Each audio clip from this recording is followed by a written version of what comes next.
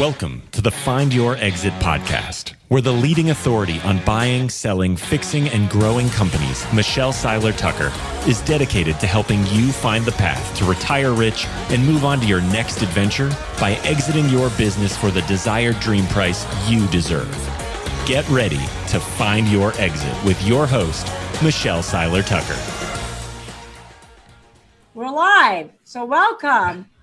Hey there. Another podcast of Exit Rich. I'm so happy to have my very good friend, Kevin Harrington, join us today. Welcome to the show, Kevin. Hey, great to be here, Michelle. Thank you. We're going to play your Sizzle Reel to tell our listeners all about Kevin Harrington. Well, thank you.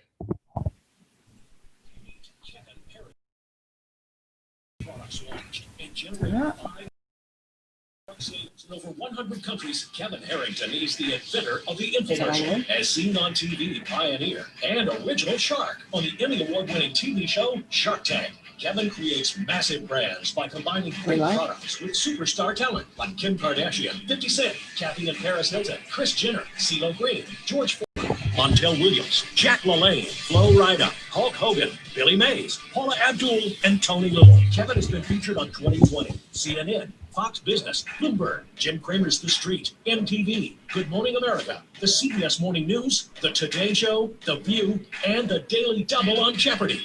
A renowned speaker, Kevin has appeared on stage for organizations like AT&T, Microsoft, United States Postal Service, Humana, 3M, FedEx, Auburn University, Harvard, and MIT. Kevin has authored several books, including Act Now, How to Turn Ideas into Million-Dollar Products, and the bestseller, How to Become a Key Person of Influence.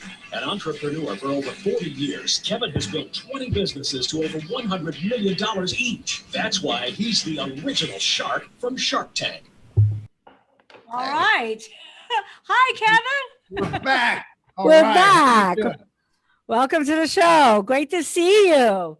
Kevin, you and I have lots of things in common. One of them is that you used to sell businesses just like I do. I'm mergers and acquisitions, and you used to sell companies. You know, I did small business deals way back in the 70s, 80s. I was selling pizza parlors, delicatessens, laundromats, flower shops, small manufacturing companies. Typically, it was $1 million and under price point.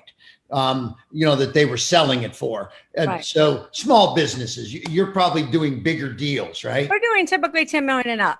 Yeah, that's a whole different world. I love that world too. I'm in that world now. But, in the 70s and 80s, a guy would come in, he'd have 20 grand and he'd say, what can you put me in? I'd say, well, we got this laundromat over here. They want 80 grand for it, but he'll take 20 down, finance the 60, So I started out that way, Kevin. Yeah, I did thousands of those. And what it did for me is it's an education in business unto itself. You get to see their financial statements, their leases, their percentages, and the mistakes they're making. I mean, it was really an amazing business experience for me. All right. So how did you transition from selling companies, because you're quite the entrepreneur, but how did you transition into selling companies to really being an entrepreneur's entrepreneur and marketing products like you have? I mean, you're a $5 billion man. Hey, good question. So here I was sitting, I had a downtown office in Cincinnati, Ohio, and we didn't just sell the business. I leased space to an insurance agency, to an advertising group, to an accounting firm, small. And we had all these service providers all the way around. And so that way it was called the Small Business Center. So we provided services, and I started taking equity in their deals because people say, hey, thanks for putting me in this business, but I could use some help. I don't have anybody for marketing. And I'd say, well, we'll do the marketing because we got the marketing agency right here, and we'd get a 20% equity in the business. But what happened really was this. I was making money. I bought a house. I ordered cable TV. And so I'm watching my first 30 channels of cable. I'll never forget this. I'm going through all 30 channels, and ESPN, 24 Hours of Sports, HBO, MTV. I got to the last channel, which was channel 30, and it was the Discovery Channel, and there was nothing on the channel. So I called the cable company and I said, hey, I'm not getting Discovery. there's nothing there. And they said, oh no, it's an 18-hour-a-day channel. 6 hours a day is nothing. And that's when the light bulb went off. I said, let me come on down there and talk to you. We actually started putting businesses for sale on Discovery Channel. So, Wow. I hosted a show, Own Your Own Business Show, and we had dozens of businesses for sale. Like you sometimes see these real estate shows today, Right. $1 million listing. They show all these beautiful homes. Well, I was, the Own Your Own Business guy showing laundromats, pizza parlors, franchises, this, that. And then somebody said, well, wait, I got this product. It's called a Ginsu knife, and it slices through Coca-Cola cans. We started products then. And this was the early 80s, 1980, 81, 82, 40 years ago. And then it just took off because people, we were selling millions of these knives and Jack LaLanne juicers and George Foreman and all these things. So it transitioned from selling businesses to selling products. So that's interesting because I've heard you speak many times, and you and I have shared the stage many times. And I've never heard you say that you used to put businesses on that infomercial. I knew that you put products, but I never knew that you put businesses on there. So that's when I tell my story, it depends on the crowd, how I position it. Right. But generally, people think, oh, you're the product guy, the SC and TV guy. So I talk about that. But there was a year before products that I hosted various shows. One was called the Franchise America Show, and I had 3 franchises, and these were 8 to 10 minute segments each that comprised a 30-minute show.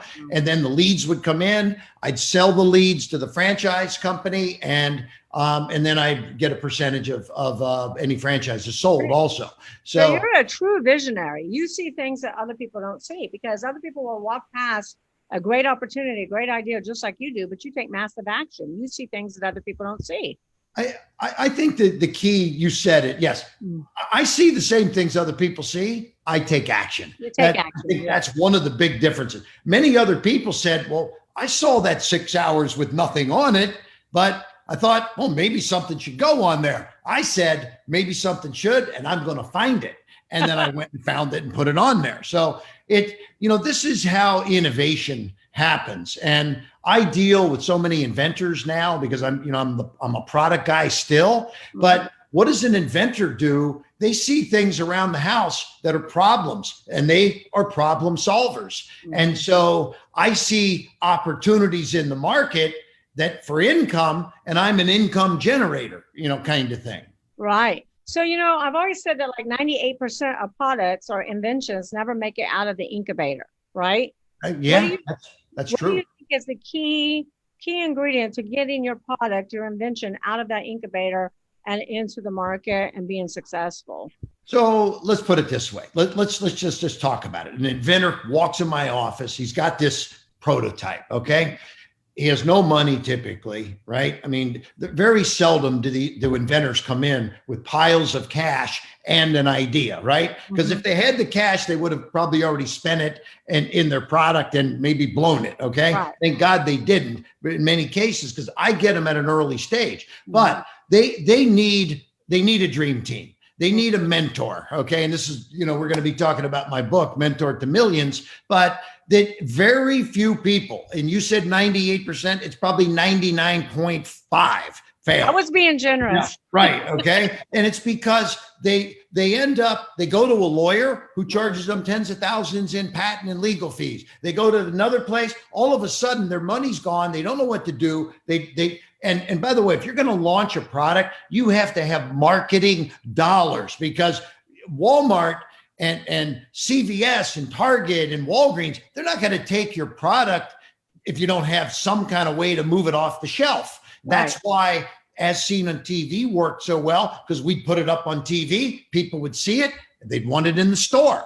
It was a natural built-in program to drive the people to want to buy the product at the stores. So you need to team up with the right people. You also got to make sure there are so many companies out there that rip off inventors that I say, just be very careful with your money. I ran into a nurse that didn't make a lot of money, but had saved up enough that invested in her house and this. She borrowed $150,000 against her home, took a lien out, and then put it into inventory for a product that she had come up with. But the tooling was done the wrong way. So the inventory she had couldn't be sold because it was defective. Oh. And basically, she was trying to go after the manufacturer, Chinese manufacturer. They were long gone. She was out and lost 150 grand down the tubes. I feel so sorry for people like this because now they're making those payments on that 150,000 the rest of their life, and they got nothing. And so you got to get to the right people and the people that will take care of you and mentor you in the right fashion. And sometimes the mentors might even help you finance it or put some money up or whatever. But typically I tell people, get other people to help you finance it because there's plenty of money out there, plenty of cash, right? So absolutely. Get somebody to come in with some money and some expertise, and you can make a lot more money the first time owning half of something than owning all of it and having to put up all the money and take all the risk. So a lot of times people don't know who to go to, because a lot of times you hire the wrong person. You line up with the wrong mentor. Yeah. So what's your list of people that they should go to first? Obviously you, if they think they have something good, they should reach out to you, but who else would be in that? And I appreciate that, but I'm here to help people do their own thing really. But hey, if they want to call me, fine, I'm busy, but maybe for the right deal, I'll move. But this is one thing I say everybody can do. So like if your product is in, let's say it's in housewares, there's something called the Housewares Association, and it's the international, the IHC, the International Housewares, IHA, International Housewares Association. They've got thousands of members, and the association, it's a nonprofit. The head of it knows a lot of the right people. They can recommend different folks and whatever. Then there's also I formed an organization used to be called the ERA, the Electronic Retailers Association. You could call there, you could get lawyers, you could get product developers, manufacturers, marketers like myself, the shopping channels. And so I think you need to reach out. You go to associations, you go to lawyers, you go to accountants, I say, how do you get the right mentor? You talk to those that are in your inner circle, but those that are even out of your inner circle, like the people that these associations, because they're going to recommend the best people to you. And there's liability if they're recommending the wrong people, right? So it's important to get into the right kind of associations. Right. One other thing, because I see you at Board of Advisors and the War Room and Genius Network and all these kind of meetings and things. Those places have really good, there's a lot of good networking that goes on there, but just reach out and ask different folks for different connections. I think the associations was a great idea because I think people don't think about that, and there's an association for everything. Yeah. And also publishers. Like I know the publisher of Homeworld magazine, Peter Giannetti, and Peter is so connected. If you I've known him for 30 years, but I can call him and say, hey, I need a good guy to be able to get me into Target, right? And in Minneapolis. Okay, there's a guy that lives up there, used to work for Target. Here's his name and phone number. Boom. So that's awesome. You can always get the right people by connecting with the right people. Yeah. And I think the key is, like you said, align yourself with those organizations like BA and the other ones you mentioned, because you really, and then check the references, right? Yeah. Check the Make sure they're the real deal. Yes. That was good tips. Everybody that's listening, put in the comments, we love Kevin. We love Kevin and all his brilliant ideas.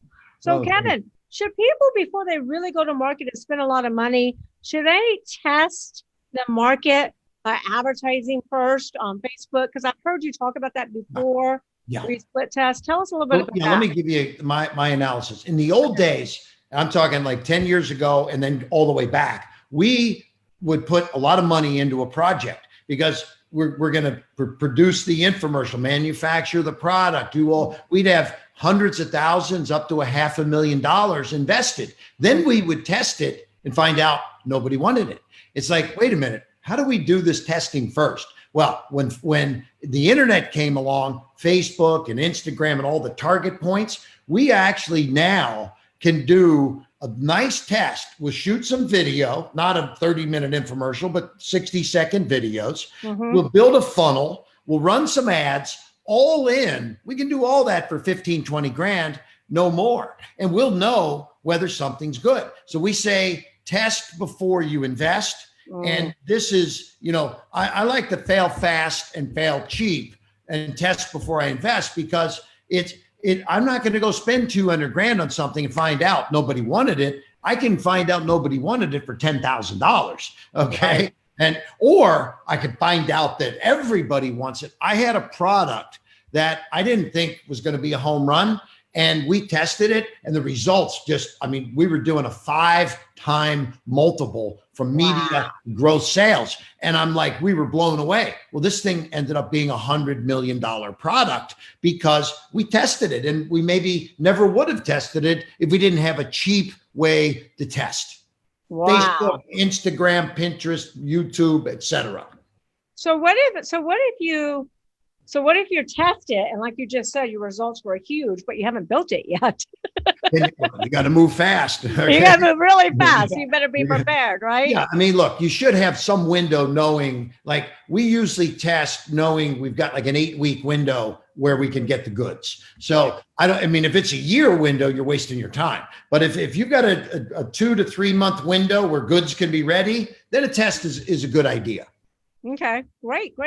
So what products are you working on right now? Do you have any new products you're working on? Yeah. We've got a lot of new stuff. I mean, one of the product that I was just mentioning to you, I didn't know you were going to ask me about products, but let me see if I can find it. Well, here's a really cool one. This is a new product called SinoFresh.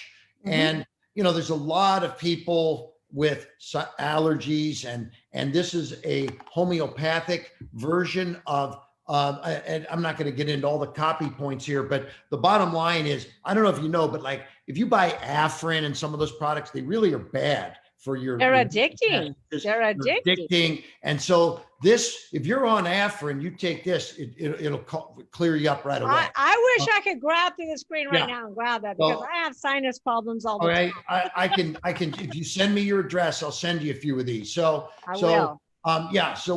this is one of the kind of product. We've got about 30 products that we're in the middle of right now. And I mean, now, are these your products, or are these somebody else's products that you're partnering with?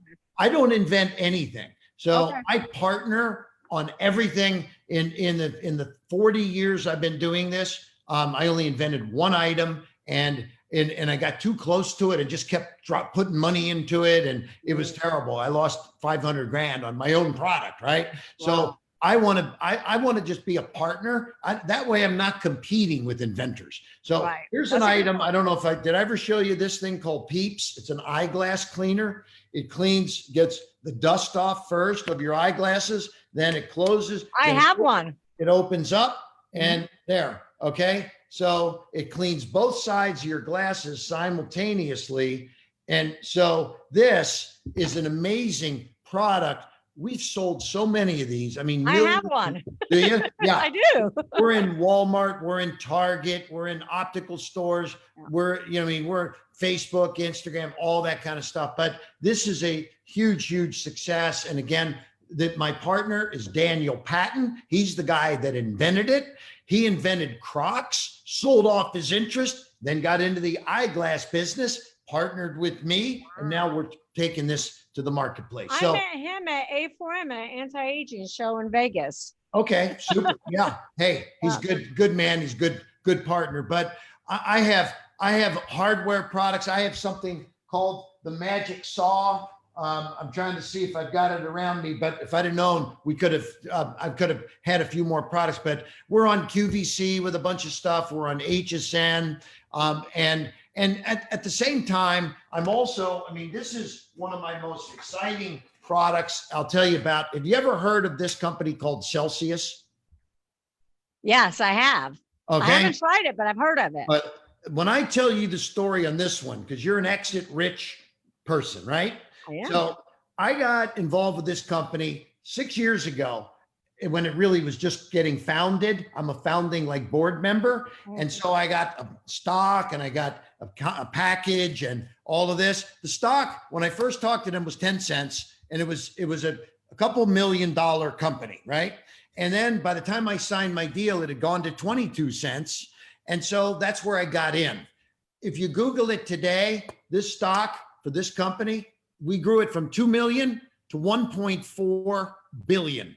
The stock is $20 from 20 cents. And so I'm one of the, I mean, you know what it's like to be on the ground floor. I do. Something like this.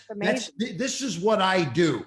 I get involved with companies at early stage, but I don't just sit there. I help them. I help drive the business. I help get some good board members. I help bring direct to the consumer sales to the table. So for Celsius, we brought on some celebrity influencers and then fitness influencers, and it's just been an amazing company and an amazing growth. So I love getting in, on the ground floor, and it's the old know when to hold them, know when to fold them concept, yep. Right?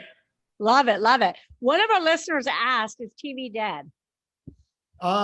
It's not dead. It's just changing.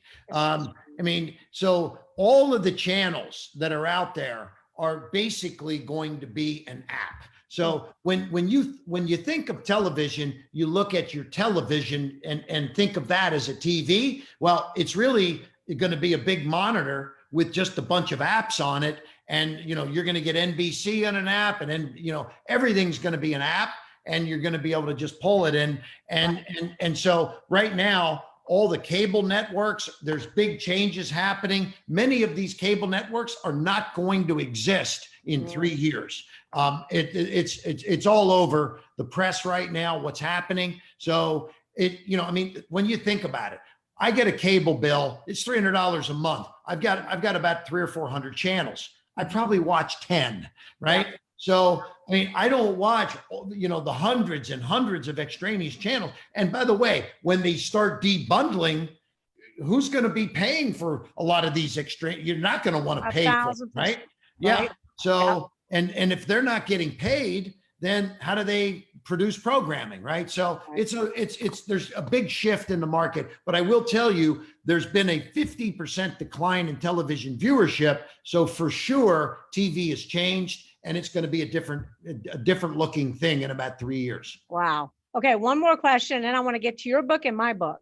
Thank you. Because I know you're on a tight timetable. Yeah. Where's the best place to test a product? One of our listeners is posting that question. Okay. We use Facebook and Instagram right now. It's good because you can get targeted results. And Facebook has 1,800 target points. Okay. So we have good history. We've been running product launches for 8 years. So we have hundreds of product tests that we can mirror this against, so that we get a good read on it instantly. Wow. Okay, great. Yeah. So cool. You've been you're a genius, and you've done a great job at marketing everybody else and branding everybody else, but you haven't branded yourself. Yep. So you have this new book coming out called Mentor to Millions. Yes. Tell us real quick about that. Okay. So I'm going to just show it real fast. Everybody comment in the section in the comments, Mentor to Millions, go buy a copy now. Yeah. And by the way, I'll give them a site to go to where they'll actually, for $18, to get the book and 30 days of free mentoring. And I'll be doing daily mentoring sessions for 30 days for anyone that buys the book now. And I'll give them a website to get that. But It's called kevinmentor.com. KevinMentor.com. Put that in KevinMentor.com. $18. Look, I've been for 40 years an entrepreneur. I'm going to teach people how to get a mentor, how to be a mentor, how to be the mentor's best student.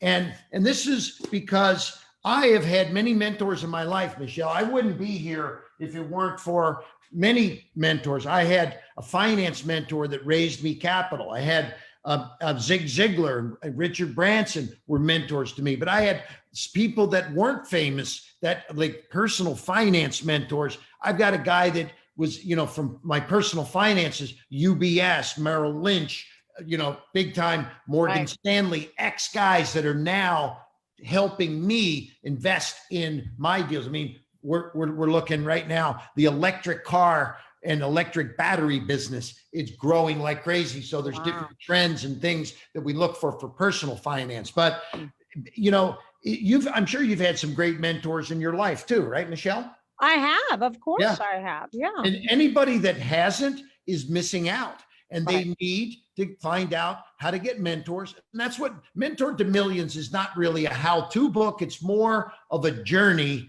And we teach you we go through this journey with one of my mentees, and there's a magical transformation. And so it's just I hope it's going to be well received. I think we're getting amazing reception so far. It's selling like crazy as far as we know.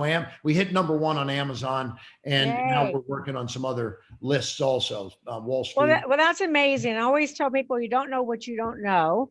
And why not align yourself with the experts, hire a mentor that's been down that path to shorten your path, right?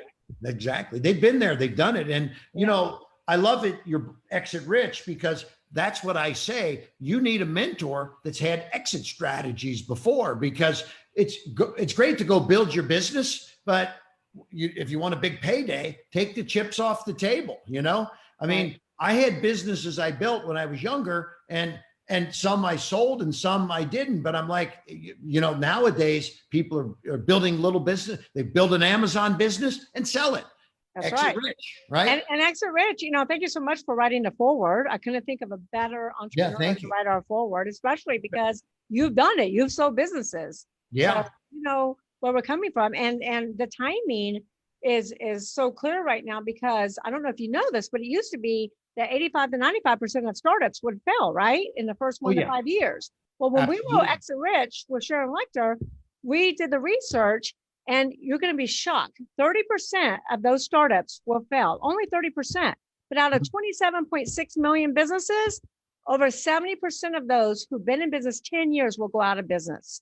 Yeah. Now think about those numbers. That's huge, because there's only 32 million businesses employing over half the workforce. Right. You hear about the big box stores all the time, but you don't hear about the small businesses. Oh, and it's really brutal for those guys now. It is. And they're going out of business because they stop innovating, Kevin. They stop innovating. You got to innovate. Innovating is key.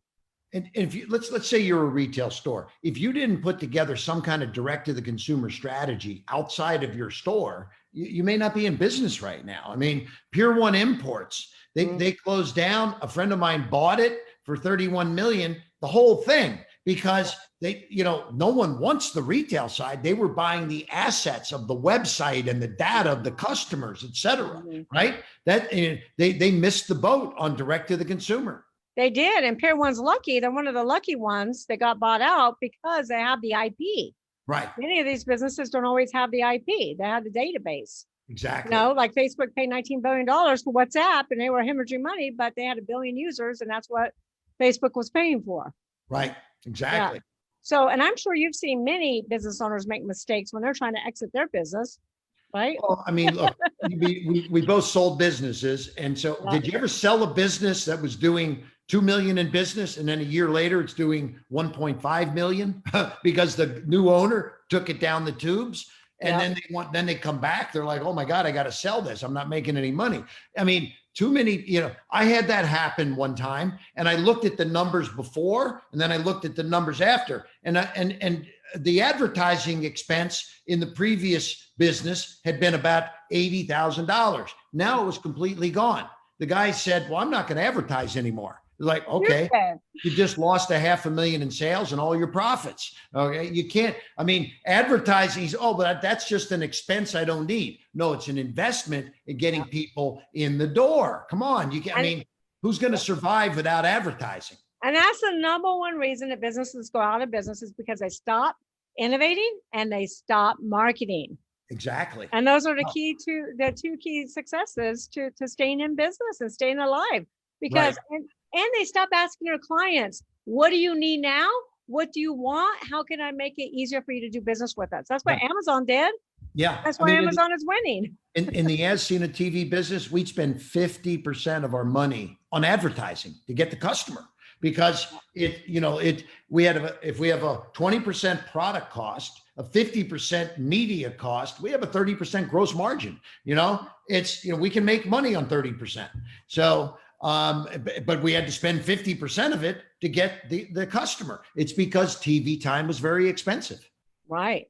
So, and you were like, you were successful before the internet. Now with the internet, you're even so much more successful. And the customer acquisition cost is so much less than it used to be. Absolutely. Yeah. I mean, my first big exit was I had a public company on the New York Stock Exchange. We took the company from $1 a share to $20 a share, and I had millions of shares. And that was back in the early 90s. So that 30 years ago is when I was having a good time, exiting rich, right? Okay. Great title, huh? Can you think of I a love better it. title? Yeah, no, it's great. When you first sent it to me, I said, I'll write that forward. I love it. Yeah. Wonderful, wonderful. So any last minute tips you have for entrepreneurs, people are trying to get their idea out of the incubator, or business owners trying to exit? Yeah. So I formally, people, I'm running to an airport and someone stop. Hey, you're that guy from Shark Tank. I got something for you. And I'm like, look, I'm racing to get to my plane. Just if you had one thing, what would it be for a young entrepreneur like me? I'm like, okay. And we've talked about it here. It's about mentoring. It's about getting a dream team. And I was a young entrepreneur, and I was struggling, and I wanted to do it all myself. I didn't want to pay anybody else. I'm like, I don't need to pay finance people. But then I realized, as I'm building my business, I'm not a finance guy. I need smart people around me. And once I realized getting the best people, and by the way, some mentors, you don't pay them.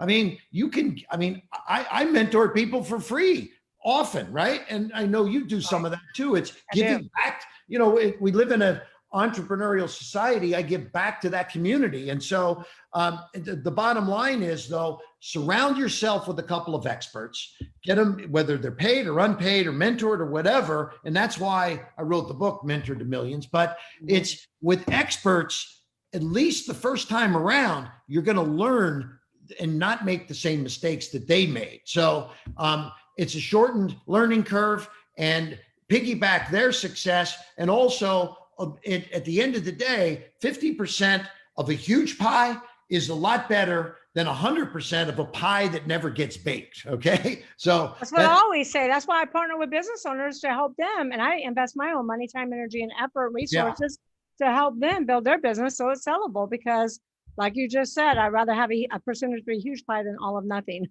Good. So Kevin, you're so successful. What were you like as a little boy? Oh, I'm one of 6 kids. I was an altar boy and all that good stuff. Oh, wow. My mom, we had a really close family. My brothers and sisters were all still close. And just, I've lived my life with this. Zig Ziglar had the greatest saying: you can get everything in life you want if you just help enough other people get what they want. And I give back. I help. My last years of my life, I want to spend a lot of time mentoring and helping entrepreneurs become successful. And hey, maybe along the way, I'll get involved in a few of the deals, but it's a good attitude to start out every morning. So, Absolutely. And I know you work like that too. Yeah, I told you we have a lot in common. Yeah. Thank you, Michelle. Thank you, it's great Kevin. catching up with you. Absolute pleasure. And thanks to all of our listeners for another episode of Exit Rich. Thank you. Bye-bye. Bye-bye. Thanks for listening to the Find Your Exit podcast. Don't forget to check out Michelle Seiler Tucker's Build to Sell Blueprint books and Exit Rich, along with more blogs, videos, and resources at findyourexit.org. Be sure to connect with Michelle on Facebook or LinkedIn, and stay tuned for her next episode by subscribing in your favorite podcast player.